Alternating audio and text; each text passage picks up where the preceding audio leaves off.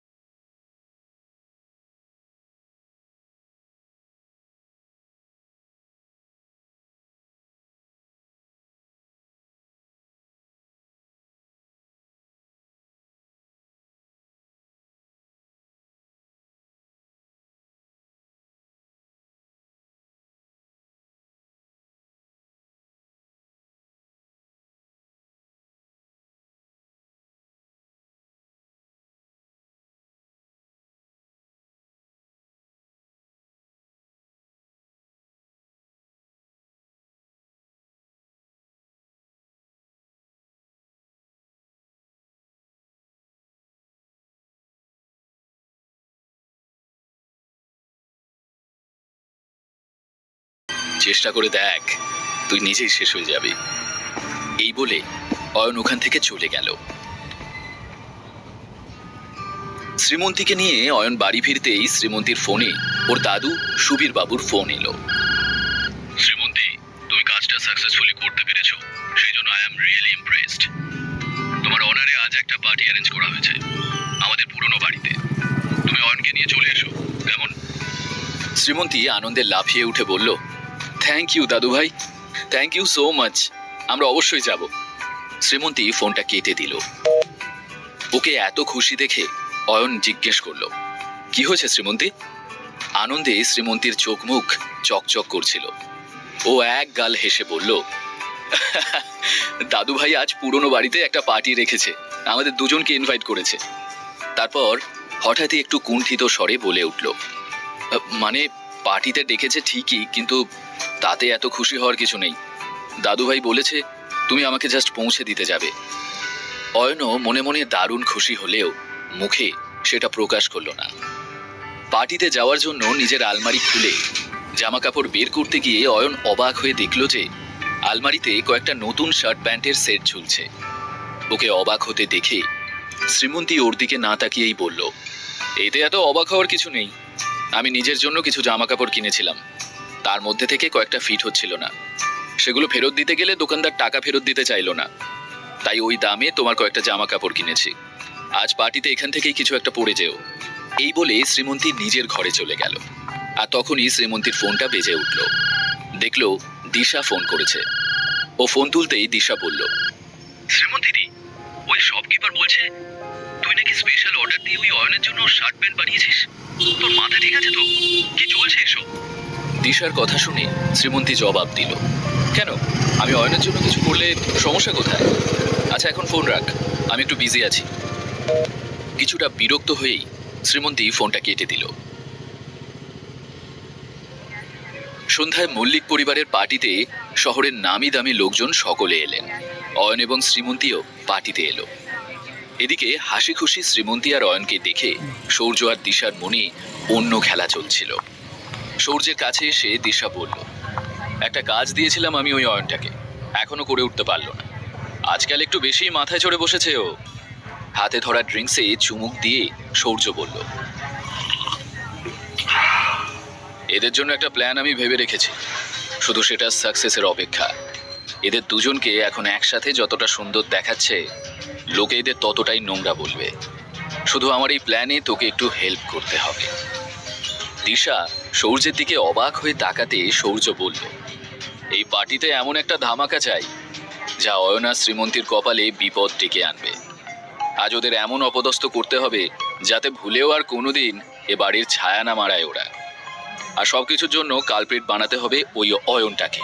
ব্যাস, তাহলেই plan successful. সূর্যের কথা শুনে পার্টিতে থাকা সবার দিকে নজর রাখতে রাখতে দিশা জিজ্ঞেস করলো, কিন্তু কিভাবে হবে এসব?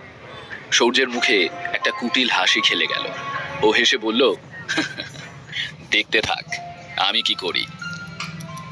সূর্য দেখল শ্রীমন্তী অয়নকে ছেড়ে আলাদা ঘুরছে। এদিকে দিশার বর সৌরভ শ্রীমন্তীকে একা ঘুরতে দেখে ওর দিকে এগোলো। সৌরভ প্রথম থেকেই শ্রীমন্তীকে পছন্দ করত। পাকে চক্রে ওর বিয়েটা দিশার সঙ্গে হয়েছে ঠিকই, তবে সে আজও শ্রীমন্তীকে পছন্দ করে। সব থেকে বড় কথা, সে এখনো শ্রীমন্তীর মন পাওয়ার জন্য অনবরত চেষ্টা করে চলেছে। যদিও শ্রীমন্তী কখনোই সৌরভকে বিশেষ পাত্তা দেয়নি। অয়নের দিকে চেয়ে দিশা সূর্যকে বলল, অয়নের জামা কাপড় দেখেছো? এত দামি ব্র্যান্ডের জামা কাপড় শ্রীমন্তী কিনে দিয়েছে ওই ভিখারিটাকে। মেয়েটা আজকাল কিন্তু অয়নকে একটু বেশি ভাও দিচ্ছে। একটু বেশি লাফাচ্ছে এরা। এবার দেখ আমি কি করি। বলেই সূর্য একটা মদের গ্লাস তুলে নিয়ে অয়নের দিকে এগোলো। দূর থেকেই জোর গলায় ব্যঙ্গের সুরে বলে উঠল, আরে অয়ন বাবু, আজ ব্র্যান্ডের জামা কাপড় পরে বউয়ের পয়সায় ভালোই ফুটানি চলছে দেখছি। না হলে তোমার মতো একটা হদ্দ বেকারের কি আর ক্ষমতা আছে এসব দামি পোশাক পরার? আশেপাশে থাকা কিছু লোক সূর্যের কথায় হেসে উঠল। ঠিক তখনই দিশাও হাতে মদের গ্লাস নিয়ে এগিয়ে এলো ওদের কাছে। অয়নকে দেখে দিশা বলল, আরে অয়নদা, সব ঘর জামাইরাই শ্বশুর বাড়ির পয়সায় জীবন চালায়, তাতে কার কি সমস্যা? তুমি যদি তোমার বউয়ের পয়সায় বসে খাও তাতে ক্ষতি কি? দিশার কথায় বিদ্রুপ করে হেসে উঠল সূর্য। তারপর বলল, আচ্ছা ঠিক আছে বাবা, সরি, কিন্তু দিশা, তোর কি মনে হয় শ্রীমন্তী এই ভিখারিটাকে সত্যি ভালোবাসে? জবাবে দিশা হেসে উঠে বলল, কেন, তোর তা মনে হয় না বুঝি? সূর্য হেসে বলল, ওই দেখ, শ্রীমন্তী ওই কোণে অন্য কারোর সাথে ব্যস্ত, আর এখানে ওর বর বেচারা চুপচাপ একা দাঁড়িয়ে। দিশা অয়ন দুজনেই সূর্যর কথা শুনে সেদিকে তাকিয়ে দেখল শ্রীমন্তী সৌরভের সাথে কথা বলছে। দিশা কিছু একটা ভেবে বলল, ঠিক তো, পার্টিতে অন্তত অয়নকে একা ছাড়া ঠিক হয়নি শ্রীমন্তীর। তারপর অয়নের দিকে তাকিয়ে দিশা বলল, তুমি মন খারাপ করো না অয়নদা, এসো আমরা সবাই একসঙ্গে এনজয় করি। নিজের হাতে থাকা মদের গ্লাসটা অয়নের দিকে এগিয়ে দিল দিশা। এক ঝলক গ্লাসটা দেখে অয়ন গম্ভীর গলায় বলল, সরি দিশা, আমি এসব খাই না। অয়নের কথা শেষ না হতেই সূর্য মদের গ্লাসটা সোজা অয়নের ঠোঁটে ঠেসে ধরে বলল, ও কাম অন অয়ন, তুমি মল্লিক পরিবারের পার্টিতে এসেছো, এখানে তো আমরা যা খাই তা খেতেই হবে। আফটার অল একটা রেপুটেশনের ব্যাপার আছে তো, তাই না? কথাটা বলতে বলতেই অয়নের মুখের মধ্যে পুরো পানীয়টা ঢেলে দিল সূর্য। অয়ন বাধা দিয়েও নিজেকে ওদের হাত থেকে ছাড়াতে পারল না। গিলতে বাধ্য হলো ওই সোনালি তরলটা। সূর্য গ্লাস সরিয়ে নিলে দিশাও নিজের গ্লাসটা অয়নের ঠোঁটে চেপে ধরে বলল, আরে সূর্যর থেকে ড্রিঙ্কস নিতে পারলে আমার থেকে কেন পারবে না? চলো চলো, মুখ খোলো। অনেক বারণ করার পরেও নিজেকে সামলাতে পারল না অয়ন। ওদের জেদের কাছে ও অসহায় হয়ে পড়ল। অতিরিক্ত ড্রিঙ্ক করার ফলে তার নেশা হয়ে গেল। ওকে মদ্যপ অবস্থায় দেখে সূর্য আর দিশা দুজনেরই খুব মজা লাগছিল। এদিকে সুরভি দেবী সূর্যর বাবার সাথে পার্টিতে এসে উপস্থিত হলেন। শ্রীমন্তীর দাদু সুবীর বাবু এ সময় উপস্থিত গেস্টদের সঙ্গে কথা বলছিলেন। আর ঠিক তখন সূর্য জোর গলায় চেঁচিয়ে অয়নের দিকে সকলের দৃষ্টি ফেরায়। Ladies and gentleman, meet my cousin's husband Ayan, Mallick পরিবারের জামাই। শুধু তাই নয়, এর একটা ইন্টারেস্টিং বংশ পরিচয় রয়েছে যেটা আমরা কেউ জানি না, কিন্তু আজ সবকিছু অয়ন আমাদের বলবে। ও কোন বংশের ছেলে, কি কাজ করে, কেন আমাদের পরিবারের সঙ্গে সম্পর্ক জুড়েছে, সব বলবে অয়ন। কি অয়ন, বলতে পারবে তো? নেশাগ্রস্ত অয়ন ওদের দিকে তাকিয়ে বলল, এই জন্যই তুমি আর দিশা জোর করে আমাকে নেশা করালে। আমি কে যখন এতই জানার শখ, তখন শোনো। ততক্ষণে ওদের চারপাশে লোক জড়ো হয়ে গিয়েছিল। সবাই বেশ আয়েশ করে যেন নাটক দেখছিল। এরপর অয়ন সূর্যের দিকে চেয়ে বলল, মাই ডিয়ার শালাবাবু, সবার আগে আমি তোমার ব্যাপারে কিছু বলতে চাই। তুমি হলে লোভী আর স্বার্থপর একটা লোক। মল্লিক ইন্ডাস্ট্রিজের পুরো ব্যবসাটা তুমি হাতিয়ে নিতে চাও। সেই কারণে শ্রীমন্তীকেও তুমি নিজের রাস্তা থেকে সরিয়ে দিতে চাইছো। আর হ্যাঁ, তুমি তো আমার আর শ্রীমন্তীর সম্পর্কটাও শেষ করে দিতে চাও। সূর্য অয়নের কথার মাঝে বলল, এই কি ভুলভাল বকছো? জবাবে অয়ন নিজের ঠোঁটে আঙুল রেখে সূর্যকে চুপ থাকার ইশারা করে বলল, এখনো আমার কথা শেষ হয়নি সূর্য। এই ব্যবসাটা নিজের হাতের মুঠোয় নেওয়ার জন্য তুমি অগুন্তি নোংরা খেলা খেলেছ। এতে তোমার বাবাও সাহায্য করেছেন তোমাকে, আর দাদুর সামনে প্রতি মুহূর্তে ভালো মানুষের অভিনয় করে ওনাকে শ্রীমন্তীর বিরুদ্ধে উস্কিয়ে ওনার মনে শ্রীমন্তী সম্পর্কে একটা খারাপ ধারণাও তৈরি করেছো তুমি। ঠিক তখনই সুবীরবাবু অয়নের কাছে এসে বললেন, অয়ন কি বলছো তুমি? অয়ন সুবীরবাবুর দিকে চেয়ে বলল, আরে দাদু ভাই, আপনাকে আর কি বলবো।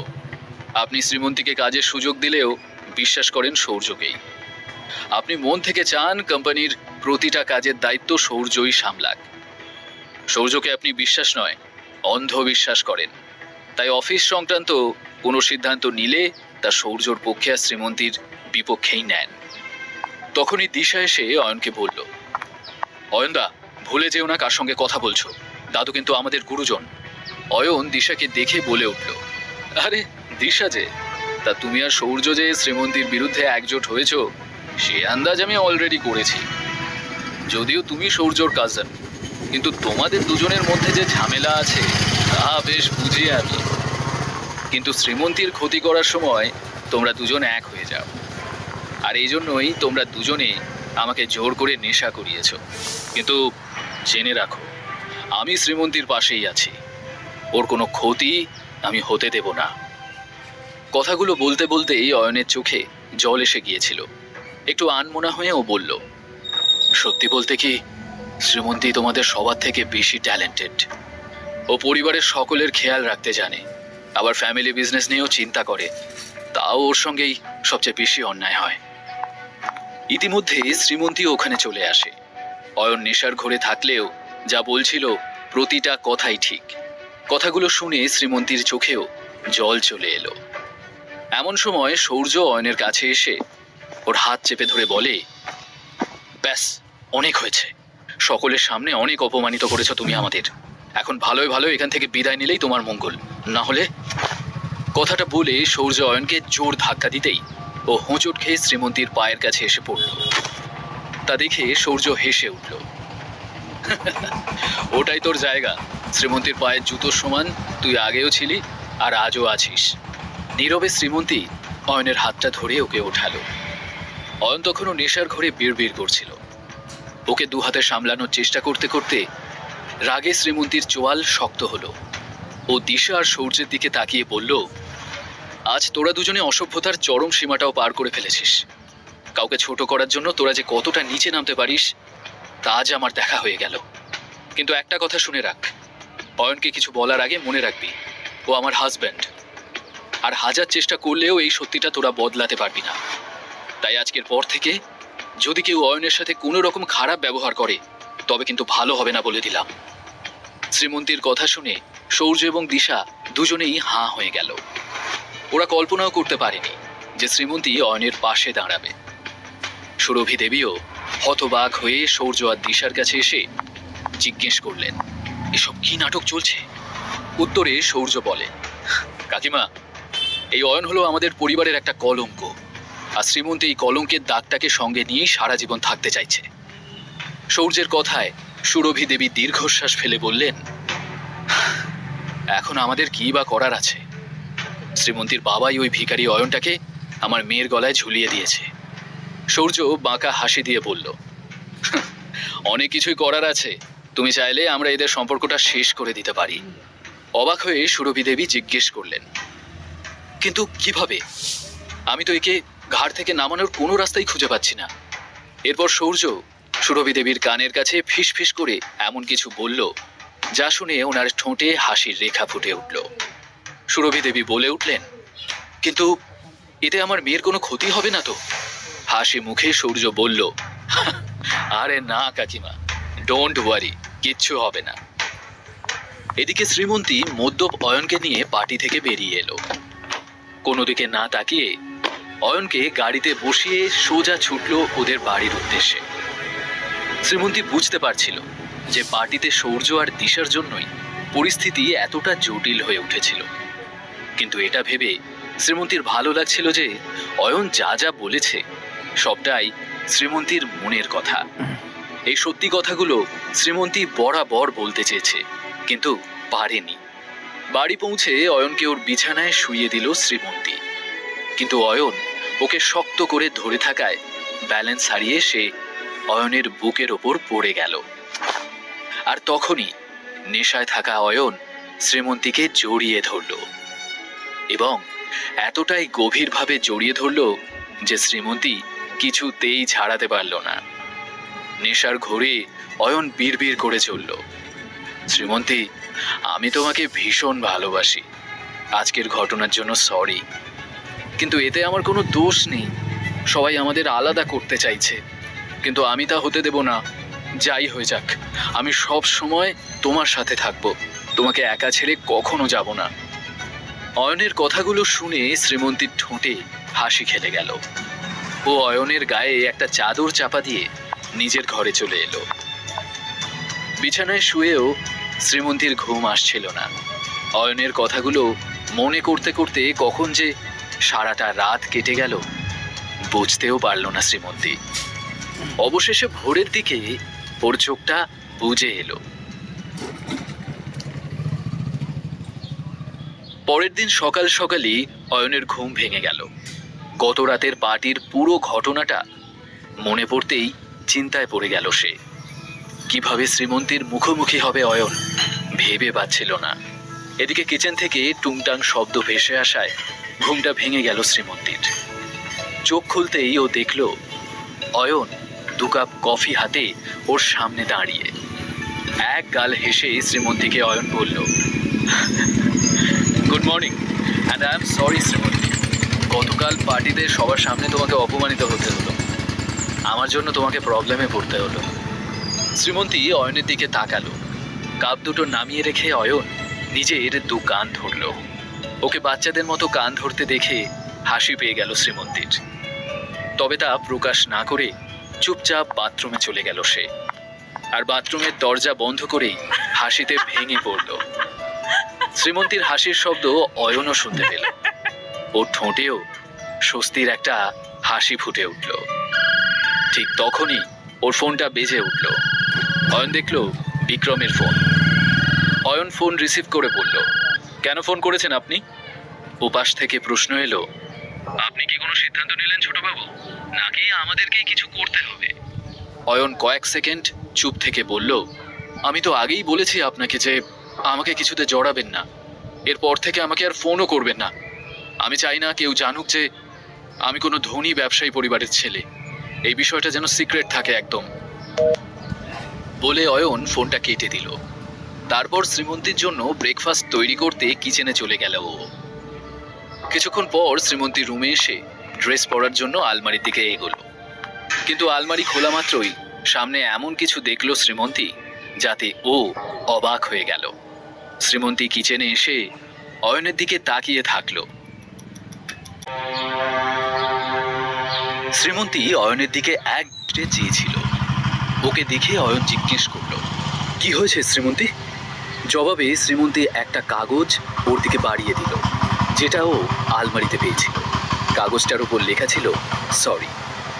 অয়ন নিজেই ওটা লিখে আলমারিতে রেখেছিল যাতে শ্রীমন্তী ওটা দেখে। কাগজটা দেখে অয়ন বলল, হ্যাঁ আসলে গতকাল যা ঘটেছে তার জন্য। ঠিক তখনই শ্রীমন্তী রুক্ষ স্বরে বলল, ইটস ওকে, আমার তাড়া আছে, অফিস যেতে হবে। একই কথা বারবার বলে আমাকে বিরক্ত করো না। অয়ন মাথা নেড়ে সম্মতি জানালো। তারপর সে নিজেও রেডি হয়ে নিল, কারণ আজ তাকে একবার ব্যাংকে যেতে হবে। রেডি হয়ে দুজনে একসাথেই ব্রেকফাস্ট সেরে নিচে নেমে গেল। তখনই অয়ন শ্রীমন্তীর সানগ্লাসটা ওর দিকে বাড়িয়ে দিয়ে বলল, এটা ভুল করে ওপরে ফেলে এসেছিলে তুমি, পরে নাও, না হলে আবার তোমার মাথা ব্যথা শুরু হয়ে যাবে। সানগ্লাসটা অয়নের থেকে নিল শ্রীমন্তী, তবে কোনো রকম প্রতিক্রিয়া না দেখিয়ে চুপচাপ নিজের গাড়িতে উঠে বসলো। অয়নও নিজের বাইকে চড়ে বসলো। তারপর দুজনে নিজেদের গন্তব্যের উদ্দেশ্যে রওনা দিল। কিন্তু অয়ন কিছুটা এগোতে হঠাৎই পেছন থেকে শ্রীমন্তীর গাড়ি এসে হর্ন বাজালো।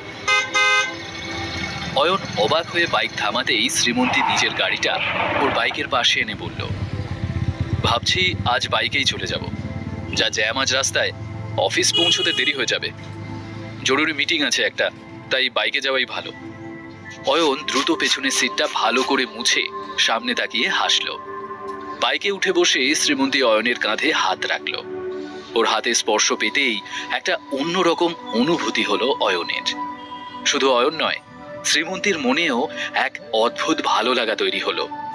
আজ প্রথমবার ওরা দুজন একে অপরের এত কাছাকাছি, এতটা ঘনিষ্ঠ। অয়ন প্যান্ট শার্টের ওপর একটা জ্যাকেট পরেছিল, আর শ্রীমন্তী জিন্সের ওপর পরেছিল একটা সাদা টপ। দারুণ সুন্দর দেখতে লাগছিল শ্রীমন্তীকে। ওর দিকে মুগ্ধ হয়ে চেয়েছিল অয়ন। ওকে চেয়ে থাকতে দেখে শ্রীমন্তী বলল, কি হলো, কারোর জন্য অপেক্ষা করছো নাকি? হুঁশ ফিরল অয়নের। বলল, না তো। শ্রীমন্তী বলল, তাহলে চলো, দেরি করছো কেন? মুচকি হেসে অয়ন বাইক স্টার্ট করলো। কিছুক্ষণের মধ্যেই ওরা পৌঁছে গেল মল্লিক ইন্ডাস্ট্রিজের সামনে। বাইক থেকে নামতেই শ্রীমন্তীর মোবাইলটা বেজে উঠল। স্ক্রিনে নিজের মা সুরভি দেবীর ফোন নাম্বার দেখে তাড়াতাড়ি কলটা রিসিভ করলো শ্রীমন্তী। ওপাশ থেকে সুরভি দেবী প্রচন্ড আতঙ্কের সঙ্গে বললেন, শ্রীমন্তী, তোর বাবার অ্যাক্সিডেন্ট হয়েছে, যত তাড়াতাড়ি পারিস হসপিটালে চলে আয়। শুনে শ্রীমন্তী হতবাক হয়ে গেল। ওকে চুপ করে থাকতে দেখে অয়ন জিজ্ঞেস করলো, কি হলো শ্রীমন্তী? ফোনটা কেটে শ্রীমন্তী বলে, আমাকে এক্ষুনি সিটি হসপিটালে নিয়ে চলো প্লিজ। বাবা বাইরে থেকে ফিরছিলেন, আর তখনই ওনার অ্যাক্সিডেন্ট হয়েছে। আমাকে বাবার কাছে যেতে হবে, এক্ষুনি আমাকে বাবার কাছে নিয়ে চলো প্লিজ। শ্রীমন্তীর কথা শুনে অয়নও ব্যস্ত হয়ে উঠল। শ্রীমন্তীর বাবাই একমাত্র ব্যক্তি যিনি অয়নকে বিশ্বাস করতেন, ওকে প্রকৃত ভালোবাসতেন, যিনি ছিলেন মল্লিক পরিবারে অয়নের একমাত্র শুভাকাঙ্ক্ষী। দ্রুত ওরা দুজনে সিটি হসপিটালে পৌঁছে গেল। শ্রীমন্তীর বাবাকে আইসিইউতে রাখা হয়েছিল। সুরভি দেবী আইসিইউর সামনে বসে কান্নাকাটি করছিলেন। শ্রীমন্তীকে দেখেই উনি ছুটে এলেন মেয়ের কাছে। মেয়েকে জড়িয়ে ধরে বললেন, শ্রীমন্তী, তোর বাবাকে আইসিইউতে নিয়ে গেছে ওরা, আমার খুব চিন্তা হচ্ছে। শ্রীমন্তীও মাকে জড়িয়ে ধরে বলল, চিন্তা করো না মা, সব ঠিক হয়ে যাবে। আমি খোঁজ নিয়ে দেখছি বাবার অবস্থা এখন কেমন। ইতিমধ্যেই অয়ন শ্রীমন্তীর বাবার কন্ডিশন নিয়ে ডাক্তারের সঙ্গে কথা বলতে শুরু করেছিল। ডাক্তারবাবু, এখন ওনার কন্ডিশন কেমন? এই কথায় ডাক্তার জবাব দিল, ওনাকে যখন আনা হয়েছিল তখন উনি খুবই ক্রিটিক্যাল অবস্থায় ছিলেন, তবে আপাতত উনি স্টেবল। ওনার কন্ডিশন আমরা সবসময় মনিটর করছি, আশা তো করছি উনি দ্রুত সুস্থ হয়ে যাবেন, তবুও এক্ষুনি কিছু বলা যাচ্ছে না। এই বলে ডাক্তারটি ওখান থেকে চলে গেলেন। সারাটা দিন অয়ন, শ্রীমন্তী এবং সুরভি দেবীর খুবই দুশ্চিন্তার মধ্যে কাটল। বেলা শেষ হয়ে যখন সন্ধে হয়ে এলো তখনও ওরা সবাই হসপিটালে অপেক্ষারত। শ্রীমন্তীর শুকনো মুখটা দেখে অয়নের খুব খারাপ লাগছিল। ও শ্রীমন্তীর কাছে এসে বলল, শ্রীমন্তী, তুমি মাকে নিয়ে বাড়ি চলে যাও। আঙ্কেলের দেখাশোনা করার জন্য আমি থাকছি এখানে, ওনার কন্ডিশন আমি তোমাকে ফোনে জানাতে থাকবো। অয়নের কথা শুনে শ্রীমন্তী বলে উঠল, অসম্ভব, বাবাকে ছেড়ে আমি কি করে যাব, এখন ওনার যা অবস্থা। শ্রীমন্তীর কথার মাঝেই অয়ন বলল, দেখো শ্রীমন্তী, আঙ্কেলকে আমি তোমার থেকে কিছু কম ভালোবাসি না। উনি আমার জন্য যা করেছেন তার বদলে আমি কিছুই করতে পারিনি ওনার জন্য। উনি আমার একমাত্র শুভাকাঙ্ক্ষী। তাছাড়া এমন অবস্থায় তোমাকে নিজের খেয়ালটাও রাখতে হবে। তাই বলছি, মাকে নিয়ে তুমি বাড়ি যাও, এখানে আমি সামলে নেব। অনেকবার বলার পর অবশেষে শ্রীমন্তী সুরভি দেবীকে নিয়ে ওখান থেকে চলে গেল। ওনাকে নিজের বাড়িতে ড্রপ করে শ্রীমন্তী বাড়ি পৌঁছে গেল। তবে বাড়ি এসেও শ্রীমন্তীর মন খুব অস্থির লাগছিল। এদিকে হসপিটাল করিডোরের একটা বেঞ্চে চুপচাপ বসেছিল অয়ন। তখনই এক ডাক্তার তার কাছে এসে বললেন, দেখুন, সমরবাবুর কন্ডিশন হঠাৎ করেই খারাপ হতে শুরু করেছে। যত তাড়াতাড়ি সম্ভব ওনার একটা অপারেশন করতে হবে। ডাক্তারের কথা শুনে অয়ন ঘাবড়ে গিয়ে জিজ্ঞেস করলো, কিন্তু ওনার কন্ডিশন তো স্টেবল ছিল, তাহলে হঠাৎ করে কি হলো ডাক্তারবাবু? যে অয়নের কথায় ডাক্তার বলে, এই ব্যাপারে আমরা এখনই কিছু বলতে পারবো না, তবে এটুকু বলতে পারি, ওনার অপারেশনটা যদি এক্ষুনি না করা যায় তাহলে ওনার জীবনের আশঙ্কা আছে। এই শুনে অয়ন বলে উঠল, তাহলে আপনি অপেক্ষা কেন করছেন ডাক্তারবাবু, শুরু করে দিন অপারেশন। ডাক্তার বললেন, ঠিক আছে, তার আগে কিছু ডকুমেন্টস ফিল আপ করতে হবে আপনাকে, আর ক্যাশ কাউন্টারে গিয়ে 15 লাখ টাকা জমা করে দিন। আমরা অপারেশনের প্রিপারেশন শুরু করে দিচ্ছি। 15 লাখ টাকার কথাটা শুনে অয়ন টেনশনে পড়ে গেল। তাড়াতাড়ি মোবাইল বার করে শ্রীমন্তীকে ফোন করতে গিয়ে অয়ন দেখল ওর সামনে বিক্রমবাবু দাঁড়িয়ে আছেন, তার মুখে হাসি। ওনাকে দেখেই অয়নের মাথায় অনেকগুলো সন্দেহ একসাথে জড়ো হলো। ও বিক্রমবাবুর মুখোমুখি এসে বলল, আপনি এখানে কি করছেন? জবাবে বিক্রমবাবু হেসে বললেন, আমি জানি শ্রীমন্তী ম্যাডাম টাকাটার ব্যবস্থা খুব সহজেই করে ফেলবেন, কিন্তু ছোটবাবু, আপনার কি মনে হয় যা হয়েছে সেসব নিজে থেকেই হয়েছে? কথাটা শুনে অয়ন ভ্রু কুঁচকে তাকালো বিক্রমবাবুর দিকে। বিক্রমবাবু বললেন, এই অ্যাক্সিডেন্টটা আপনার বাবার কথায় করানো হয়েছে। কথাটা শুনে অয়ন হতবাক হয়ে গেল। প্রথমে ওর মনে হলো হয়তো বিক্রমবাবু সত্যি কথা বলছেন না, কিন্তু বিক্রমবাবুর মুখে হাসিটা লেগেই রইল। ওনাকে হাসতে দেখে অয়নের মুখ রাগে লাল হয়ে উঠল। সে বলল, আপনার সাহস কি করে হলো এরকম একটা জঘন্য কাজ করার? ওর কথায় বিক্রমবাবু বললেন, রাজদীপ রায়চৌধুরীর সীমাহীন সাহস গোটা ভারতের বাজার উলটপালট করার ক্ষমতা রাখে। এ তো সামান্য একটা অ্যাক্সিডেন্ট। বিক্রমবাবুর কথায় প্রচণ্ড রেগে গিয়ে অয়ন বলল, কাজটা আপনারা একদম ভালো করেননি, এর মূল্য আপনাদের চোকাতেই হবে, আমি ছেড়ে কথা বলবো না। বিক্রমবাবু আবারও বললেন, মাত্র 15 লাখেরই তো ব্যাপার, ও আমি দিয়ে দিচ্ছি, তার বদলে আপনাকে রায়চৌধুরী গ্রুপ জয়েন করতে হবে, ব্যাস। এত বড় কোম্পানির সামনে 15 লাখ টাকাটা হলো যাকে বলে মাউন্ট এভারেস্টের সামনে উইয়ের ঢিপি।